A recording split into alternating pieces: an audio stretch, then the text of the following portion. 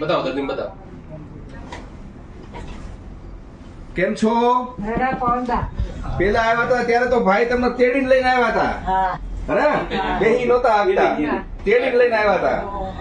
તો હવે કેમ છે તબિયતમાં? સારું છે, પગ હલે છે, બધા પગ હલે છે, સીધું હુવાય છે, પણ સીધું પેલા સીધું જ નહોતું હોવાતું. એક જ પાડે, એક જ પડખે હોઈ રહેતા. હવે તો સીધું હોવાય છે. સીધું હુવાય, અને પગે સીધા થાય છે.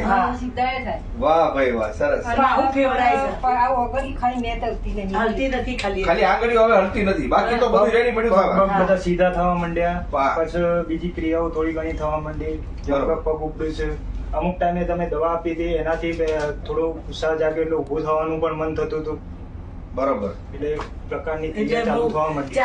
16 ચાલવાની 4% મને દવા કેટલા લઈ ગયા એનો કેટલો સમય થયો? એક જ મહિનો. એક જ મહિનો થયો. એક જ મહિનો થયો ને. હા. આવતી 30 તારીખે તમે અહીંયા પ્રેમભાઈ હા. સમુદ્રાવડા ત્યાં દવા લેવા આવ્યા હતા હા. ખેરાડુમાં. હા. અને માડીને તમે તેડીને લઈને આવ્યા હતા અને આજે એ માડીને જોવો કેટલું સારું છે. એક મહિને એના દવા કરતાં સારું છે. બહુ સારું છે. બરોબર. તો દવા ટાઈમો ટાઈમ પીજો. હા.